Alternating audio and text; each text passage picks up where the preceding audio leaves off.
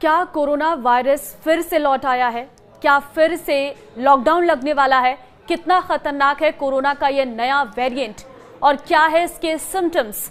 कहां और कितने मरीज कोरोना के नए वेरिएंट के सामने आए हैं, बताएंगे सारी डिटेल इस वीडियो में। नमस्कार, मैं हूं आपके साथ ममता तिवारी। आप देख रहे हैं न्यूज 18 का digital platform.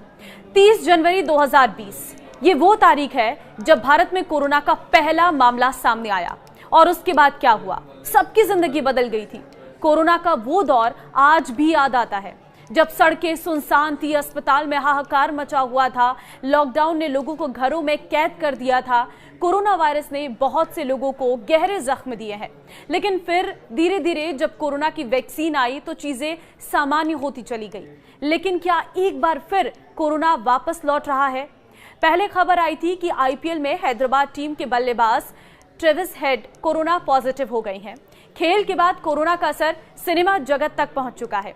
Big boss fame Shilpa Shirodkar corona संक्रमित हो गई हैं और इस बात की जानकारी उन्होंने खुद अपने सोशल मीडिया अकाउंट पर दी है और कहा है कि मेरी कोरोना टेस्ट पॉजिटिव आई है, आप सभी लोग सेफ रहें और मास्क पहनना ना भूलें।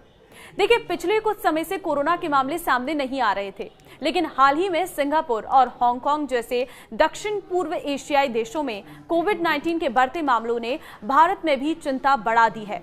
और अगर बात करें मुंबई की, तो वहां पर अब तक 53 मामले सामने आ चुके हैं जब तक हम आपको ये वीडियो की तरह जानकारी दे रहे हैं। हालांकि ये आंकड़े बढ़े हैं, घटे हैं, इस बारे में अभी कोई स्पष्ट जानकारी आपको इस वीडियो में नहीं मिलेगी, लेकिन जो करंट के आंकड़े अभी सामने आए हैं वो आंकड़े हम आपको पेश कर रहे हैं। देखिए, हम मुंबई के सबसे पहले आंकड़े आपको बता रहे हैं जहां पर 53 मामले सामने आए हैं। ऐसे में बीएमसी ने एशिया के कुछ हिस्सों में बढ़ते मामलों के बावजूद शांति बनाए रखने और निगरानी जारी रखने का आग्रह किया है। साथ ही नागरिकों को सलाह दी है कि अगर कोविड के लक्षण दिखाई दे तो वे मेडिकल हेल्प लें। केरल, महाराष्ट्र और तमिलनाडु में फिलहाल देश में सबसे अधिक केस सामने आ चुके हैं, जिससे राज्य सरकारों की चिंताएं बढ़ गई हैं और कोरोना के बढ़ते मामलों पर स्वास्थ्य मंत्रालय की ओर से कहा गया है कि फिलहाल मामला कंट्रोल में है। हालांकि बढ़ते मामलों के मद्देनजर समीक्षा बैठक की गई है। आपको जानकारी दे दें कि दक्षिण भारत के केरल और तमिलनाडु में कोरोना के मामले पिछले कुछ दिनों में तेजी से बढ़ रहे हैं। केरल में अब तक 69 एक्टिव कोरोना के मरीज हैं, जबकि तमिलनाडु में 34 एक्टिव केस हैं। महाराष्ट्र की बात करें तो यहां पर भी आंकड़ों के मुताबिक कुल 53 एक्टिव केस हैं। महाराष्ट्र में भी स्वास्थ्य विभाग कोरोना के बढ़ते मामलों पर नजर बनाए हुए हैं। इसके अलावा कर्नाटक, गुजरात और दिल्ली में भी कोरोना के केस सामने आए हैं। दिल्ली में फिलहाल कोरोना के 3 ही एक्टिव केस सामने आए हैं। वहीं कर्नाटक और गुजरात में 8 और 6 इस तरीके के एक्टिव केसेस सामने आ चुके हैं। इसके अलावा बात हरियाणा, राजस्थान और सिक्किम की करें तो यहां पर एक एक्टिव मरीज डिटेक्ट किए गए हैं। मुंबई में कोरोना से 2 मरीजों की मौत भी हो चुकी है। एशियाई देशों में कोरोना के फिर से फैलने की वजह से हालात और बिगड़ते जा रहे हैं। इससे वैश्विक स्तर पर कोरोना को लेकर एक बार फिर से चिंताएं बढ़ गई हैं। हांगकांग और सिंगापुर में कोरोना के बढ़ते मामले लगातार सामने आ रहे हैं। सिर्फ मई के महीने में ही सिंगापुर में 14,000 कोरोना के एक्टिव केस सामने आ चुके हैं। हालांकि भारत में फिलहाल ये आंकड़ा सिर्फ 257 एक्टिव केसों तक ही सीमित है, जो कि जनसंख्या को देखते हुए काफी कम ही है। स्वास्थ्य मंत्रालय ने कई स्वास्थ्य विभागों के अधिकारियों के समक्ष समीक्षा बैठक की है और बैठक के बाद ये कहा गया है कि फिलहाल भारत में कोरोना महामारी कंट्रोल में है। कोरोना का नया वेरिएंट, वो भी मैं आपको बताती हूँ, इसके सिम्टम्स क्या हैं और आपको किस तरीके से सावधानी बरतनी है वो भी आप जान लीजिए। देखिए, नई वेरिएंट का नाम है JN.1। देखिए, ये नाम के इस वेरिएंट की गंभीरता इतनी है कि ये काफी तेजी से एक दूसरे में फैलता है। हालांकि घबराने की आपको जरूरत नहीं है, क्योंकि अधिकतर मामलों में काफी हल्के लक्षण सामने आ रहे हैं, जिसमें हॉस्पिटल में भर्ती होने की जरूरत भी नहीं पड़ती है। वहीं नए वेरिएंट के लक्षणों की बात करें तो साधारण सर्दी जुकाम, गले में खराश, बुखार, खांसी, नाक बहना और थकान है। वहीं कुछ लोगों को सिरदर्द और हल्की सांस की शिकायतें भी हो सकती हैं। कोरोना के पहली वेरिएंट की तरह स्वाद और गंध ना आने की शिकायत इस वेरिएंट में नहीं देखी जा रही है।